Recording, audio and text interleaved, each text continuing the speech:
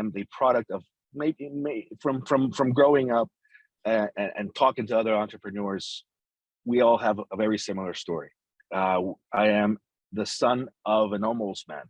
When I say that, I don't mean that to offend my dad. Actually, I had tremendous love and affection for my father, but he almost did a lot of great things. He was just there. And one of my biggest scares was in life was to be an almost man. Welcome to the Gentleman Success, Happiness, and Fulfillment Talk podcast, where we bring to you the most successful, happy, fulfilled gentlemen from around the world who have been able to conquer themselves, their life, their marriage, and their businesses. You will be learning from four-dimensional gentlemen who have cracked the code to the science of having it all. The question is, how can married entrepreneurs with kids become gentlemen, achieve true freedom, and build a successful, happy, and fulfilled life, marriage, and business? This show will give you the answer for that. My name is Alex Ramirez, and I'm your host, and you're welcome to the Gentleman Success, Happiness, Fulfillment Talk podcast. Hello, everyone. Welcome to another episode of the Gentleman Success, Happiness, and Fulfillment Talk podcast. As always, I have an incredible guest with me today that I'm very excited to get to talk to, learn from, and connect with. But before I introduce this gentleman to you, though, I just want to give a big shout out to all of you who have been leaving comments, reviews, and likes on all the major podcasting platforms, Apple, Google, Spotify, and to those watching on YouTube as well. Thank you. And I want to ask you for a favor. I want to ask you that if you get something out of this interview, if you get some type of value, if you get some type of insight, a skill, knowledge, information, or the inspiration to go out and take action to keep on moving forward towards your goals, I want to ask you to please share this episode with 10 people. Share it on your Facebook, on your Instagram, on stories. Send it to your mother, to your father, to a friend. Share it with 10 people, since this is how we grow. This is how we're able to share our message and motivate, inspire, and bless other men and women out there to change their lives, level up, and step into their God-given potential. So today I have Nestor A. Cadena.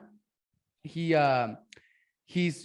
works with airplanes, so I'm very excited about that. I actually want to get my pilot's license. So yeah, I'm excited to talk to this gentleman, husband, father, entrepreneur. He's been on podcasts like Bradley and Nestor, thank you very much for being here, man. I really appreciate, and you're welcome, man. No, I appreciate the opportunity to be here with you. I've reviewed a lot of your podcasts, and you're doing some amazing work. So congratulations. Thanks, brother. So look, the first thing that I do with my guest is I tell them to walk us through their entrepreneurial journey in 75 seconds or less. Okay, well, it's very simple. I would say that I am the product of from growing up and talking to other entrepreneurs. We all have a very similar story. I am the son of an almost man. When I say that, I don't mean that to offend my dad. Actually, I had tremendous love and affection for my father, but he almost did a lot of great things. He was just there. And one of my biggest scares was in life was to be an almost man. Even though my dad had an amazing life, he did exactly everything and anything that he wanted. Most say that he was a spoiled little brat, but honestly, the biggest aspects of my dad and the teachings that they did to me was, mijo, I did this, and these are my outcomes. I don't recommend you do them. And as a father, I became a father at 25 years old, and that's one of the biggest things that's when I started noticing, because as growing into my career as an entrepreneur, made a lot of mistakes, and those mistakes led to amazing learning opportunities. I've done a lot of things in my life. It hasn't just been in aviation. It's just so much fact that aviation is what my trade job ended up being. Little background on everything else. Well, I started in the Air Force. When I graduated high school extremely early. And I was 16 years old. I had all my credits, I had everything done, and I had 3 jobs. My dad was sick at that time, so he wasn't working. My mom never worked while she was just a regular housewife. She started working. She was, a very low income household. And I said, okay, well, how can I help? So I went to my counselor and I said, hey, what do I need to do to be able to get out of school early? As a senior in high school. And she says, well, you have all your credits. You can leave at 10 o'clock in the morning. I was like, really? I just got to do 2 classes and you're done? It's like, yeah, that's it. I said, done. So I ended up getting 3 jobs. And out of those 3 jobs, I worked at a grocery store in the deli department. I worked at the Gap, and I also worked at a butcher block as a butcher. And having those 3 jobs, I always gave 2 of my paychecks to my mother every week, and I kept 1 for myself. And that was the way that we ended up, maintaining the house. I have a little brother with my mom and my dad, and I have 2 older siblings with just my father. So step sibling, half brothers. So with that being said, I had 1 Saturday off in the morning. I've never had a Saturday off. And I had 1 Saturday, and my mom says, Mijo, there's no money for college. What are you going to do with your life? And I said, well, I don't know. She goes, well, it just so happened that there was an Air Force commercial showing up, after my Saturday morning cartoons. I'm eating cereal. And I said, okay. So I called, literally, I just got at the phone, called the recruiter's office, and 6 months later, I was gone. I didn't look at anything else. I had no idea about the military life. We don't come from a military family. We don't, anything like that. And they said, what do you want to do in life? I said, well, I love airplanes. I want to fly. Well, you need college for that. I said, well, I don't have money. Can you help me? They're like, yep, come on board. And so they made me an aircraft mechanic. They taught me to be an aircraft mechanic in the Air Force.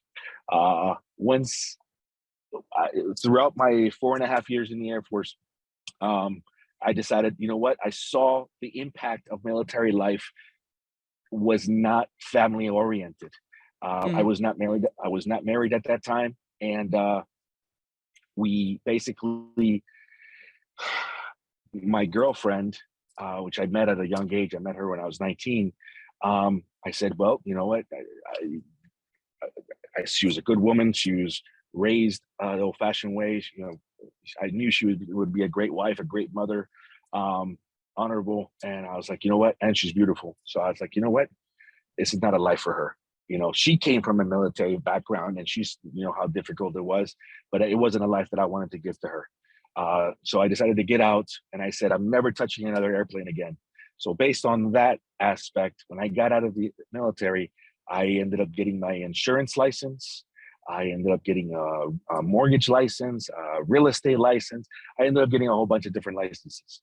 And the reason I did that was because, well, first thing was when I first started selling life insurance at a young age of 21, 22 years old, made great money, but I kept seeing that the policies I would sell more and make less. And I didn't understand why. So chargebacks, I didn't have a retention of customer service. I wasn't retaining these customers, these clients. And then I said, okay. And then that's when, back in 2002, the mortgage industry was just starting to really boom, all the real estate. So I became a mortgage broker in 2002. And I said, and then I never looked back. I said, forget about it. There's a lot of money in mortgages, and we made a tremendous amount of money. Everything was amazing. We actually did quite well. With that being said, we ended up opening 2 offices. We had one in Orlando, Florida, one in Boca Raton. We ended up having a real estate office as well. And back in 2008, 2009, everything pretty much went to shit. Wasn't prepared. These are the aspects of everything is going great. Nothing's going to change. And personal development was always there, but it wasn't key. And once again, this is where the almost man comes into place, where I said, wow, I was here and I almost did this. And I said, fuck, I don't know if I can cuss here, but I said, this is going to be, I don't want to be my dad. I really don't want to be my dad. So long story short, after we ended up losing pretty much everything, almost filing bankruptcy. I said, I'm not going to file bankruptcy. And I wanted to do something else. I mean, I got to figure something out. And I've never been a guy to just really have a regular job, just over broke. I always we had a little bit of money. I tried different business ventures, trying to build up something, and nothing was working back then. So I said, you know what? I ended up going back to my trade, which was fixing airplanes. The good and the bad. One of the great things was that as soon as I decided to do that, I started getting a paycheck almost immediately. And I noticed and I realized, holy cow, as a W-2 employee, you make no money. It doesn't matter how hard you work. I thought that by working at a job 60, 80, 100 hours a week, I would be okay, making $10,000, $12,000 a month. Bullshit. Taxes are horrendous. And I said, forget about it. This isn't for me. It's not for me. So I tried different things throughout the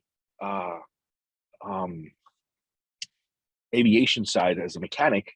And finally I said to myself, and I don't remember who said it, but in order to be a millionaire, you have to have worked with somebody, a mentor, to be able to learn from them. So that's when I started looking for people that are in the positions that I wanted to be in. I started looking for people that are much better than me. I always knew that I could do so much more without, I have conversations with early mechanic friends, that are just, they stick to a good job. They're there for 10, 15 years, and they're talking about benefits and, oh, I get weekends off and I get paid vacations. And I'm internally, to me, that's like a kick in the balls, because no, it's like, wait, you're telling me that you're with this company because they give you paid 3 weeks vacation. Why the fuck don't you just make a little bit extra money and then go on the vacation whenever you want? Why do you have to ask for permission? Or no, they give me a good 401k. I was like, well, fuck, why don't you put yourself, start putting money aside? Learning in the insurance industry, I learned a long time ago on how to be able to, set up your future, with that sense. Most people think that life insurance is just a death benefit. That's what the lies that society has put into us back from the early 80s, late 70s, early 80s. Oh, it's life insurance. It's only for death benefits. No, man, the rich are using life insurance for so many other things that people don't even have any clue on the real use of life insurance. So with that being said, I never left my life insurance license. I still have it. I have it active. I have a team of guys who actually, help people. I also still have my real estate license. We have a team of guys, I have a small team that help people buy and sell homes, or, and my bread and butter, I guess you could say, it is by aviation. I mean, I really like to get dirty. As much as I really like to travel, I like to be able to go and rescue airplanes. I do that all the time. And that pretty much sums that aspect of why I'm in, this. As far as having multiple streams of income, that's pretty much where it comes from, whether it be from the insurance, from the real estate, or the aviation side, as a tech. Cool. Well, that was a little bit more than 75 seconds, man, but I enjoyed it. That just summed it up. Sorry, man. No worries, man. So life insurance. Yeah, I've heard about, life insurance. Do you know about infinite banking? Like the life insurance that you like? Yeah. That's crazy, right? Like I just learned from it from another podcast guest. Yeah, that's just one key. The infinite banking system is just one key. I mean, depending on, you can fully fund, for example, an IUL, an index universal life policy. You can fully fund a policy. And what people don't understand is you're buying a product, right? It's not an investment. People are like, oh, I invest in my life insurance. That's not an investment. You're buying a product. What is the product? Well, number one, the product is that if something happens to you, you have a death benefit. If something doesn't happen to you, this product pays you, or you can borrow money against it, and you can continuously keep growing your initial, your small bank. That's what people don't understand. And that's the key key sense. Whether you just start off with $500 a month or you put in $50,000 a month, it doesn't matter. Or let's say you came in with a nice check. You're saying you're moving on to 7 figures very soon. You know, pretty soon you'll be a keynote speaker making $250,000 each time. Those monies that you make, you can automatically just put them into it, and you never lose. You do not lose, because the way that they're structured, the way they're set up, is you get all of the gains. When you have something that's indexed, it basically means that you can definitely ride, but you don't, there's also a level. Like, let's say, for example, if you have a regular Roth IRA, right? So your regular Roth, you could go all the way down, right? People's 401k. If the market crashes, as the market is crashing right now, we are in a recession. It would, most people have their 401ks are maybe half of what they were a year ago. They're like, oh my God, we don't know what to do. Well, the people that have their money structured into a properly structured index universal life policy, their money doesn't lose. It's, you may not gain anything, but you don't lose, and that's the key figures. Oh, but my Roth IRAs, we were doing 15, 20%. Well, congratulations. Where are you now? Where if you stabilize and do an average between 8 to 12%, depending on where the market is going, if you're guaranteed compounding interest at an 8, 9, 10%, you can't go wrong. You cannot go wrong. And those are things that I taught my son. My son will be 19 very soon. He's actually getting insurance license right now. He's coming on board to help me run my team. And with those things that right there are important to teach the young ones, because here's a great example. I mean, so I went to go open up another IUL for myself, and I got turned down. I'm also, because I'm in the military, I'm considered a disabled vet, right? So because of my medical history, they're like, oh my God, Nestor's all fucked up. I couldn't get another policy. So I was like, you know what? I told my son, I was like, you start doing this now. These are things that we should have known when I was 18, 19 years old. The younger you are, the more healthy you are, the more probable. And the cost of insurance is so much cheaper. It's not like right now, you're 60 years old and you're putting in $800 a month. Well, your cost of insurance is this much compared to an 18, 19, 20-year-old where your cost of insurance is this much. So the $800, you could actually, your cost of insurance could be maybe $150 a month compared to the 60-year-old at $550 a month, so you're actually be able to use more of your own money to like fund it and to make it grow. Yeah.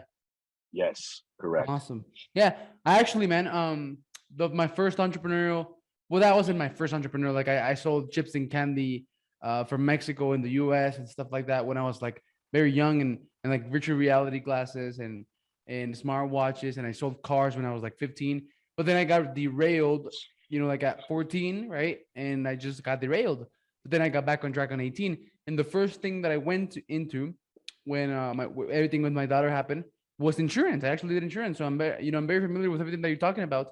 And I actually have an IUL myself that I got like 3 years ago. And like, I don't know, like money goes into it. I don't even notice. And, it's pretty cool. Right. That's awesome. And I just learned about the infinite banking system, which I haven't had time to like really look into it and really dive deep into it. But that sounds crazy, man. Like damn, yeah, like you make time multiple times on that. It's crazy. It's like having your own bank. So 100%. I'll definitely go look into it. If anyone out there listening, the infinite banking system, there's people out there that help with that. But yeah, it's a crazy concept that everybody should learn how to use, right? And cool. Well, so right now you're fixing a plane. What is it that you're doing right now, man?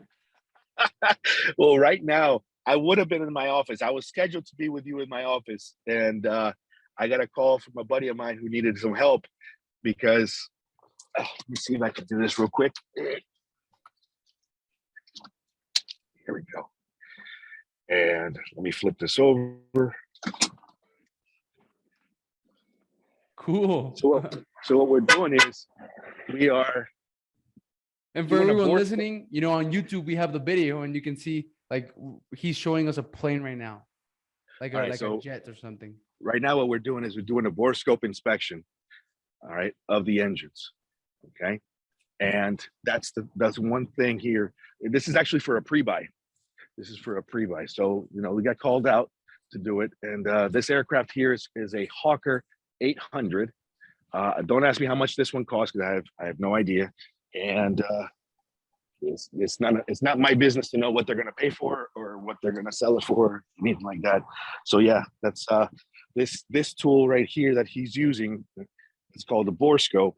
So it goes right into where the igniters are, and the igniters are what they call like the spark plugs. Okay, so it goes into the cavity, into the hole into the engine, and that way you can see inside. So that pretty much. So that's again. I appreciate thank God for Zoom that we can do this, mobily. Yeah. It's crazy, man. The internet is like crazy.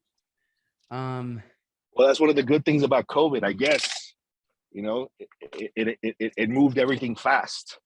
Because this was something that was going to happen a while ago, but they just made it so much quicker.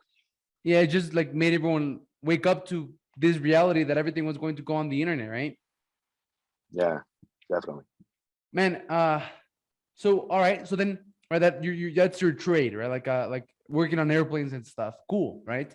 So you found the problem in that, right? You found the problem in that, and from that you created Aviator.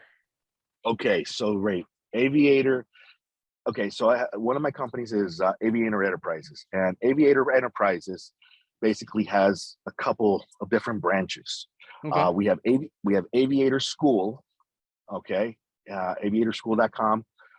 With that one right there is a virtual training platform where I pre-recorded a whole tutoring system on how to pass, because to become an aircraft mechanic, you have to take 3 written tests and an oral and practical test. Okay. So most people they're not good test takers. Mm-hmm. And unfortunately or fortunately, to become an aircraft mechanic is not really hard. All you got to do is learn to follow directions. I'm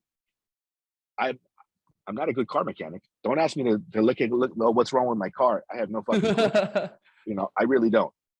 But the good thing about it, airplanes, everything is checklist. Everything is structured as far as what to do. And then your job as an aircraft technician is to make sure and to know where to look to find the problem, right? I'm supposed to be able to look. And actually, as a matter of fact, when I was doing my real estate stuff, I actually looked into possibly being a contractor, and it's the same exact thing. They don't want you to know how to build a house or a building. They want you to know where to find the information in order to build the house or whatever it is, to lay the foundation. You don't have to know everything. And that's one key thing that I learned a long time ago. I said, I don't want to be the expert.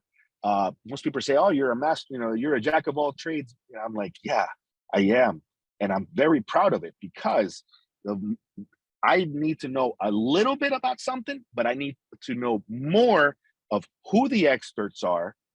That way I can put the right people in place and not be afraid to either A, split the money, B, pay somebody an incredible amount more than anybody else, because it has nothing to do with me. It has everything to do with giving a good product, doing a good service, and making sure that it's a win-win for both sides. The customer, I'm not cheap.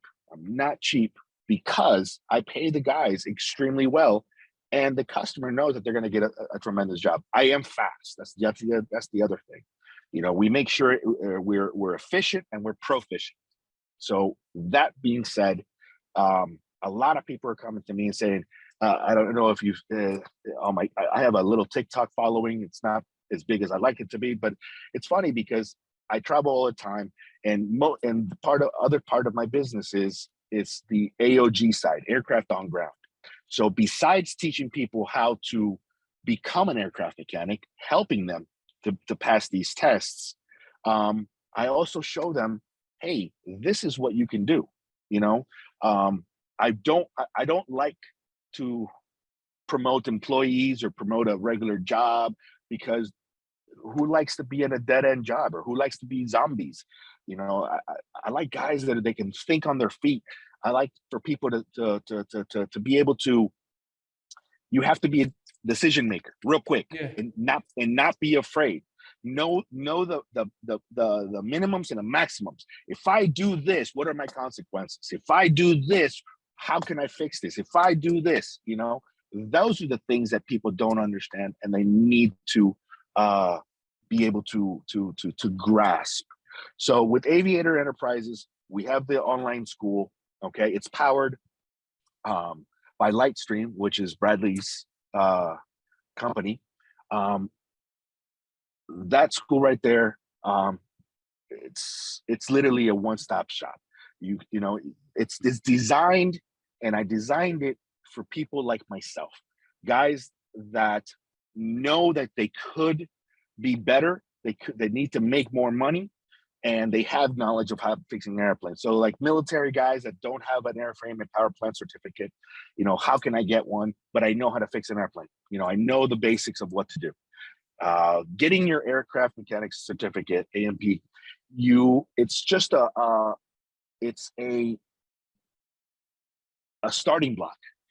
It's not that all of a sudden you can do whatever it is that you want. No, you need to be certified on a lot of little things, but it's a license or a certificate to learn, to be able to expand yourself. There's a lot of things that you can do with aircraft. There's a lot of regular jobs. I mean, people can do wind turbines. Yeah. They look for aircraft mechanics.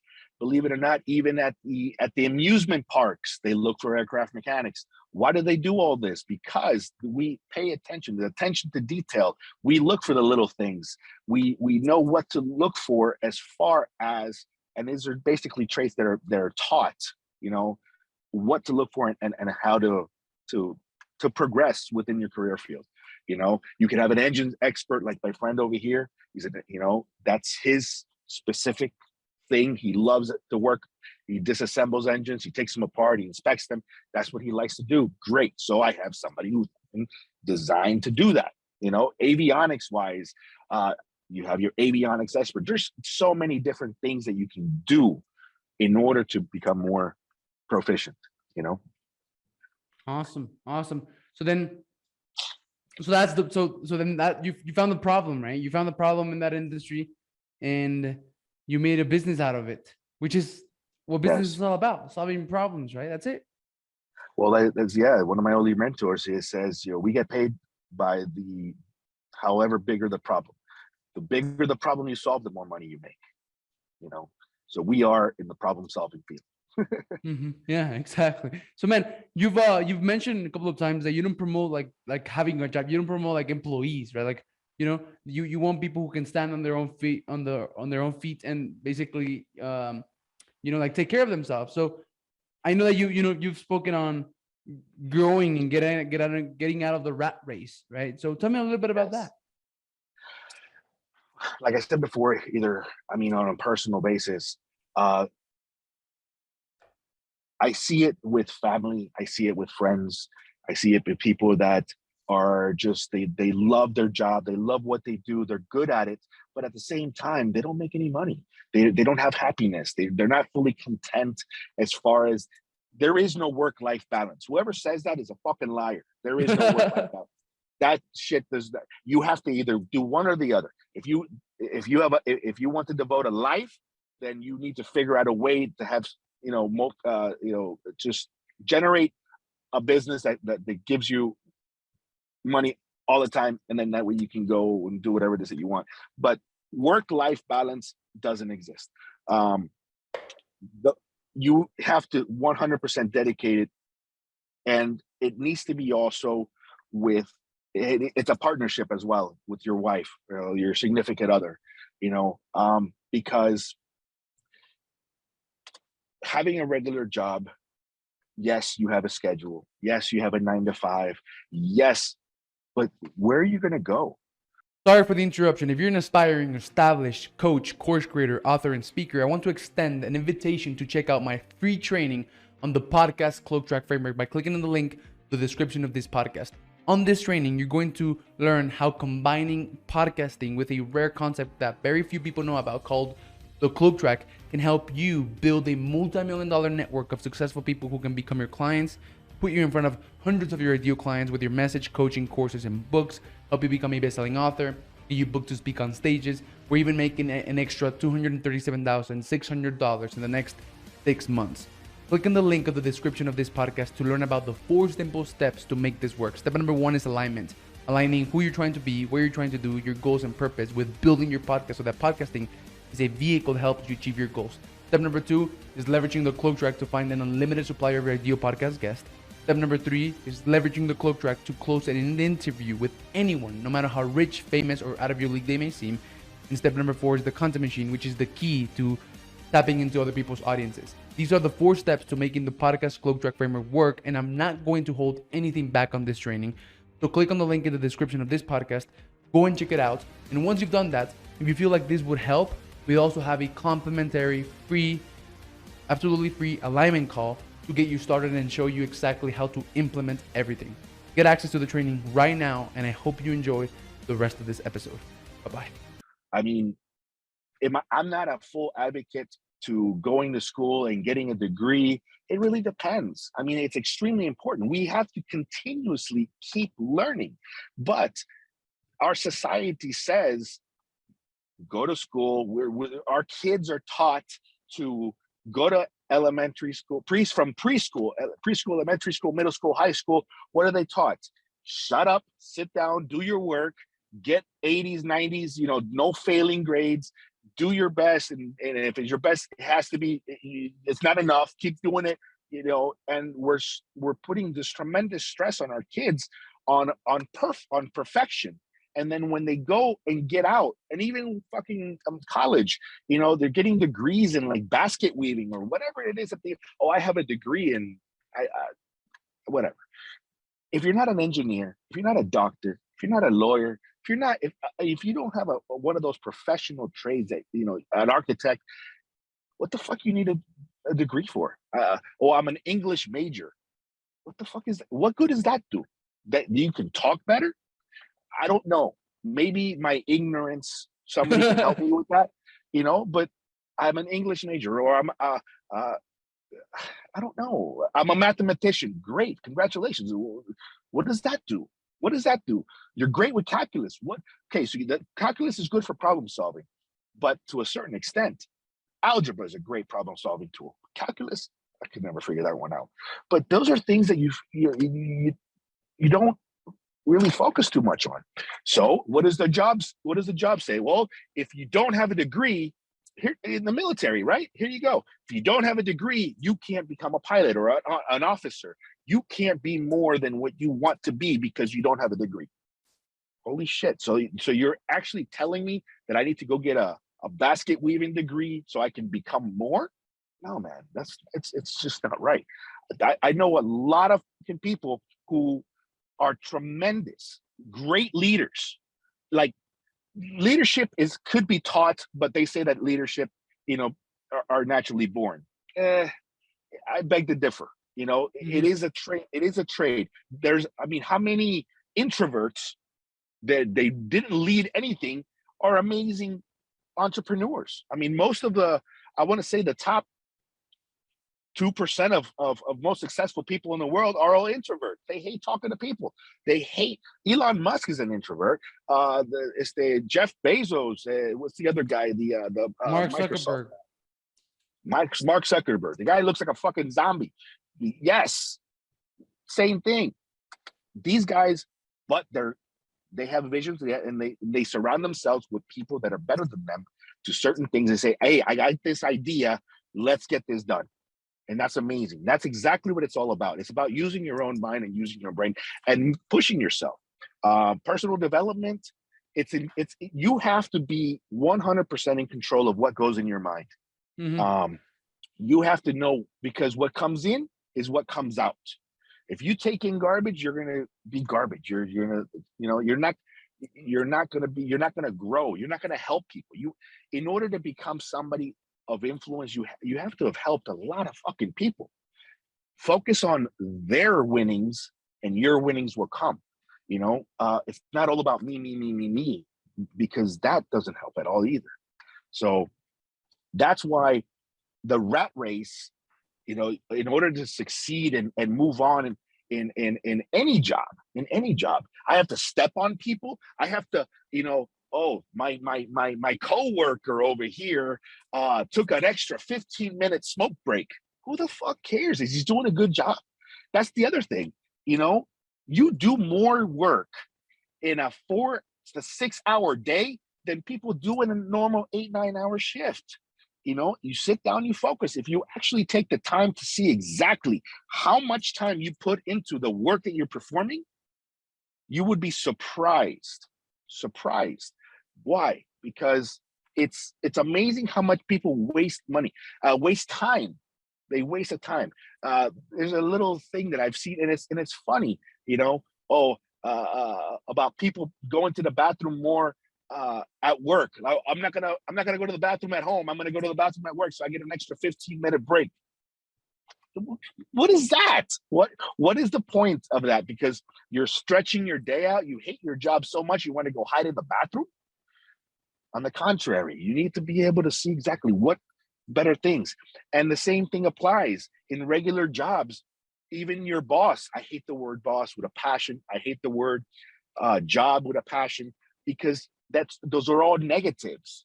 I have coworkers. I got guys that I work with. I'm not nobody's boss. If they want to do their job, great, and they'll get compensated for it. If they don't want to do their job, great, let me know and go fuck yourself. I got shit to do. It's okay, no problems. It's fine. I'm not down. If somebody has something more important. Okay, so in your mind right now, you know exactly how much you need to bring home on a daily basis. Everybody has that. Whether you have a job or you have a business, what is it where, okay, so I open my eyes and say, thank God, I'm one more here we go, one extra day. Well, you got the other guy who goes, oh fuck, I gotta go to work again today. Oh, thank God it's Friday. Why does every day to me is Monday? Today is Saturday. I had to think about it. I'm sorry. It's true. To me, every day is Monday. Why is that? Because every day I always got something to do. I always have something to do. The days that I don't, I always forget what time it is and what day it is. Because I'm like, I have no idea. I don't focus on it. I'm being things come up, and if I don't focus and put into my calendar, these are the things that are going on. This is what's going on, and things always happen. I mean, this is the third time that you and I tried to be together. The first time, something happened. The second time, something happened. It's like, holy cow, here we are. And I said, I'm not gonna miss this one time. I'm so glad I'm, here to do it through the phone. I wish I would have been in my office, but it is what it is, because that way I can make sure that everything goes okay here. I'm taking care of this, and at the same time, it's just, what is it exactly that I need to do today to make sure that my day was fulfilled? And that's all I really focus on every single day. Whether it's sit down and enjoy a beer with my family, that's okay. That is 100% okay. But don't make it a habit of just being a mooch either. Yeah. You want to be the guy to be able to say, let's go to dinner. Well, but we don't have any money. How can you help your family if you don't have any money? How can you, but you're the guy that they call for everything. Oh, why? Because you have time on your hands, right? What about the guy who is just who doesn't know what he wants to do with his life, and he just sits home and he plays his fucking, I don't play any Xbox or anything like that. I used to play Nintendo. I'm that old. So I don't have, I'm not good at the Xbox or the PlayStation. You got too many fucking buttons. But I mean, I'm not the guy who says, I lost the Vicento. Hold on. I'm not the guy who just focuses on. Oh, yes, here we go. What about the guy who just sits there and it's waiting for? Oh, I read The Secret. I watched the movie, and if I think positive, it's gonna come to me. No, marica, you gotta fucking go for it. You need to tell life. Well, you gotta tell life what it is that you want. You're the one that literally tells life exactly what it is that you want. Because if you project it and you put it out there, I had a conversation this morning with one of the guys that works with me, and he's like, "Hey, Nast, I'm gonna do this and I'm gonna do this, but I think I'm gonna wait a month." I'm like, "Why? Why? Why are you gonna wait?" Well, because if I do it like this, I have more time to do this. And I'm like, "Wait on, what are you doing, dude? Just fucking go do it." But what if I fail? Who the fuck cares? At least you tried. What if you passed? Look how much time you saved. What if you passed? It's amazing the mindset of procrastination. Why do we procrastinate? Because we procrastinate because we have a fear of loss, right? Yeah. Well, what if every time you lost, you made $1,000? I'd be trying to lose all the time, right? Yeah. Well, there you go. It's the exact same thing. You know, what is it that I need to do? So put a deadline on your. People have aspirations. Oh, one day I'm gonna own a Rolex. One day I'm gonna own a Harley. One day I'm gonna be driving a Ferrari. You know, I'll make $1 million one day. Dude, even the guy who makes $80,000 a year will make $1 million eventually. It'll take him 20 fucking years, but he'll still do it. Once again, what is it exactly? What is your time frame? What is your deadline on what it is that you need to accomplish?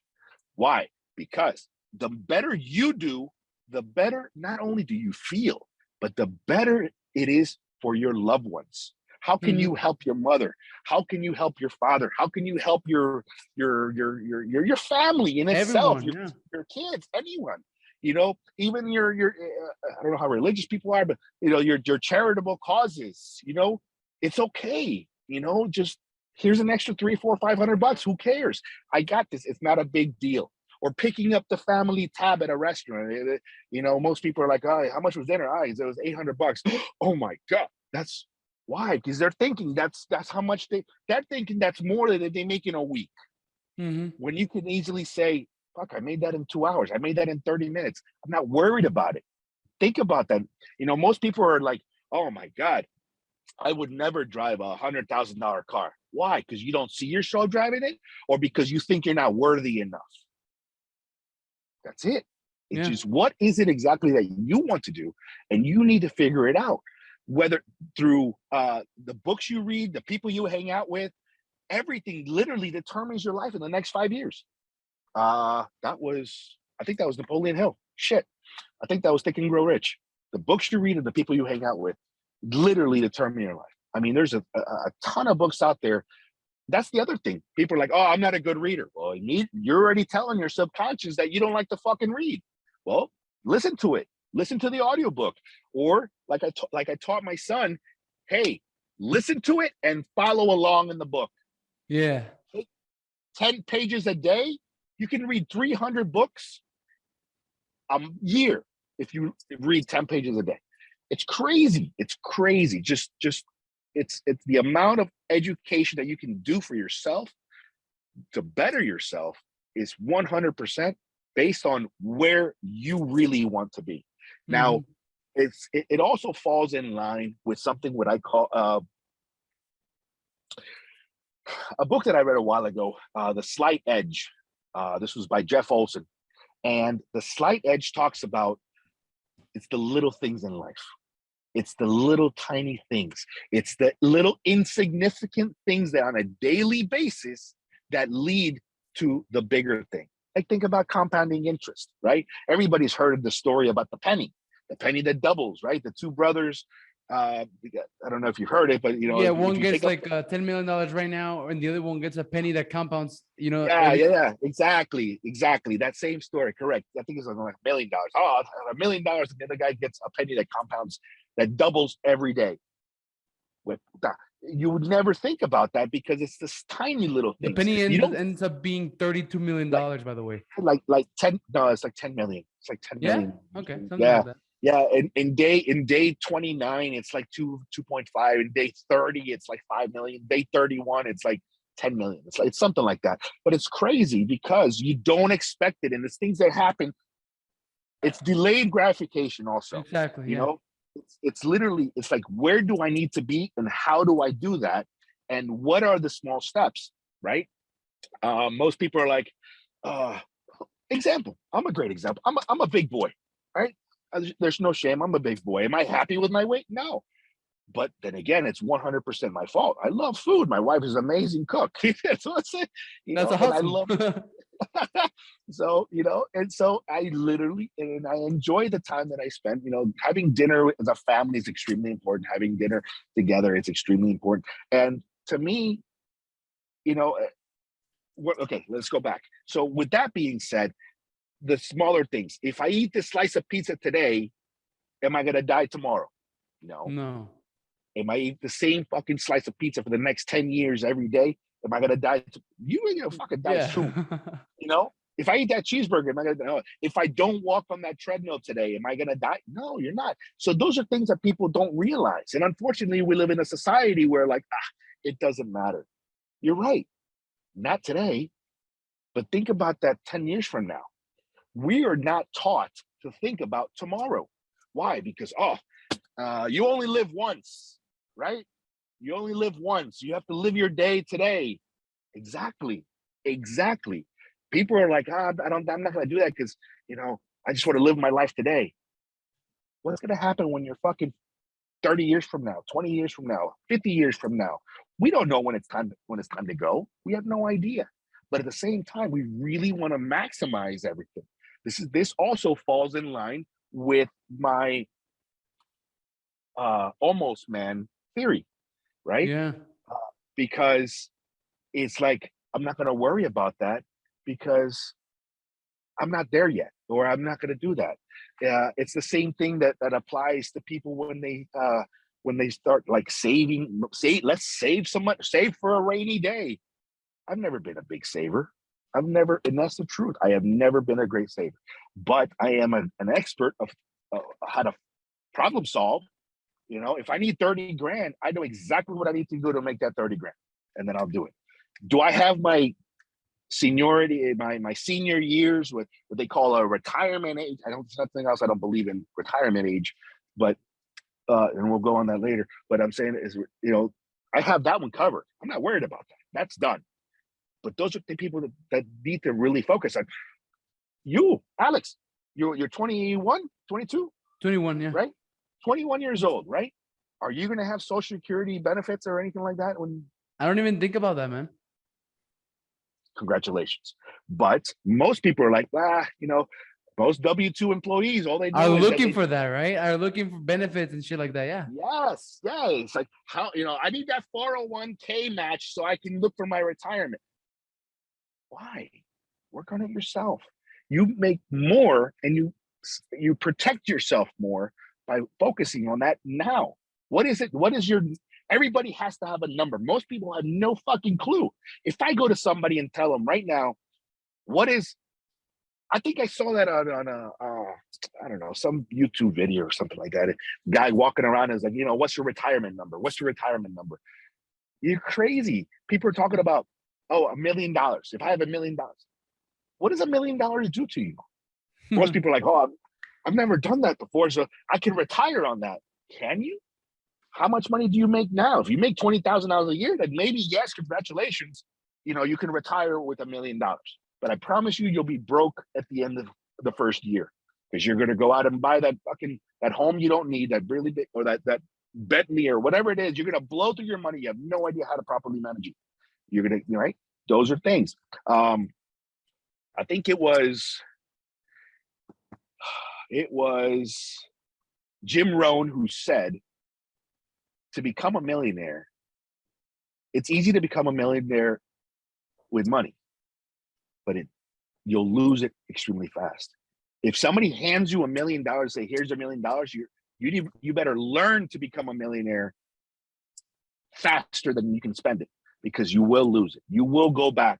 I mean, that's why the people that win the lottery, tens of millions of dollars, they're broke in 2-3 years. They don't know. They don't believe in themselves of what their capabilities are.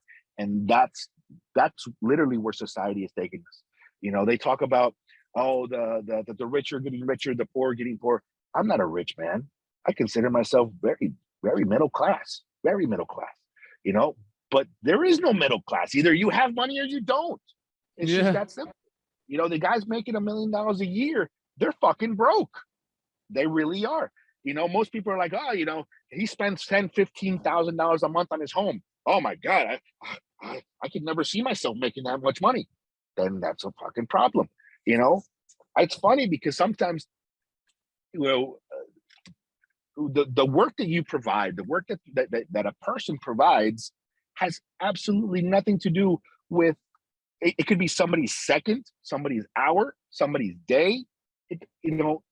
There's people out there making hundreds of millions of dollars a day. And then here we are in a society that I could hire a guy to work a whole day, 10 hours easily for $200, $200 a day. And he's happy. Oh, he paid me $200. Where are we? Yeah. Where are we? I mean, for you, like, for example, your keynote speakers, I don't know what you charge or whatever it is, but in order to be a keynote speaker, you have a number in your mind. I'll go out there and I'll speak for $5, $10, $15, $20,000, and that's only an hour's worth of work. For most people, 20 grand, that's 3-4 months worth of work of, what is it, 40, 50-hour weeks? It's insane. People don't understand that the power that they actually have. And it all has to do with 100% with who you are and what it is that you really want. It's funny because sometimes God is funny. God is a really funny guy because he gives people, there's an old saying in Spanish that it's, mi Dios le da pan al que no tiene dientes. What does that mean? He goes, that God gives bread to those who don't have teeth. What does that really mean? He says he gives people who really have nothing to do. They don't know what to do with it. He gives them everything just to see what they're going to do with it, but the guy who really is struggling, the guy who really wants to do it, hey, delayed gratification. Your time is coming. You're building towards something much better. And that's what it comes down to, Awesome, man. Yeah, this was great, man. Like everything that you said, I think people need it. Yeah, so that was great. And we're almost out of time. I have a date with my family right now, so I'm excited for that. But I have 4 questions for you, man. Go ahead. The first one is, if you could give your 20-year-old self some advice, what would that be? Right. That one right there, I'm using my son as an example. He's 18, turning 19 soon. And the best advice that I ever taught him is learn the money, learn the 3 rules of money. Because learning the 3 rules of money, how money grows, how money is taxed, and how money doubles, be able to sustain, whether it be how money doubles, the rule of 72, how money is taxed, what different investment vehicles and how money is actually transferred over. And at the same time is how to protect yourself. That right there is a blessing in disguise. That's tremendous, because the better you manage your finances now at a very younger age, 20, 30 years down the road, you have absolutely nothing to worry about. You hear about guys right now, unfortunately, the internet has done an amazing job. In the last 5 years, there's been more millionaires made, even more billionaires have been made in the last 10 years that there existed the whole fucking existence of this new world. Yeah. Right? Well, think about that. And the internet does that, whether it be having podcasts, doing this, having internet drop shipping sites or whatever it is, Yeah, a bunch of YouTubers, stuff. Whatever it may be, those right there, those guys are the ones that literally you need to focus on and see exactly where they're going and what they're going to be in the next 30 years. So that's why managing the finances is tremendous. Awesome, man. Thanks. Yeah. So how many grows, how many multiplies, and how it's taxed, right? And learning that and using it to your advantage. The Correct. second question is mindset. So we talked a lot about the mind and how it plays tricks on people and stuff. So what is one mindset shift that you've had that you think is contributing to your success? You are not the primary story in somebody else's eyes. Okay. Yeah. They're just thinking about themselves, right? I'm looking at this and I'm living my life right here, even though you and I are living the exact same moment. What I see here, you don't see there. It's Even if completely we're, different than what I'm it is experiencing. Yeah. completely 100%. Your experience right now, the guys that are going to be listening, the people that are going to be listening to this, the guy over there working, even though we're in the same place, the experience is 100% different. That's And crazy, right? it's not about you. It's not about you. It's not about you. And maybe that's another conversation that we can have something else. But yeah, learning that the body and the soul are your mind is amazing, is amazing. Yeah. Cool. You know? Awesome. The next question is, right? So I think I told you about the Modern Queen podcast. Yeah, I told you about it. So like, if you could give a woman some advice so that she's trying to become a modern queen, she's trying to have it all, right? What would you say to her? That's a great one. I think the very first thing that pops into my mind is selfishness. Um, Unfortunately, we Latino, right? So we have this mentality of machista, of being the macho guy, and the woman's place is in the home, and all that's bullshit. It really is. Uh, but but it is a partnership, 100%. And whoever you choose to be a partner, marriage isn't, or being a partner in somebody isn't a 50-50. You know, it's not, oh, it's a 50-50, we make 100. No, marica, you got to give 100 fucking percent. You literally, I fall in love with my wife every fucking morning. And at the end of the night, if I'm still in love with her, great. But I fall in love with her again every morning. And that's a decision that I make, or that she makes, to re-fall in love with herself, because everything becomes monotonous. Everything is, again, whether it be, I'm gorda, I'm fat, and this thing, and the kids, and the dogs, and the blah, blah, blah. No, it's a partnership.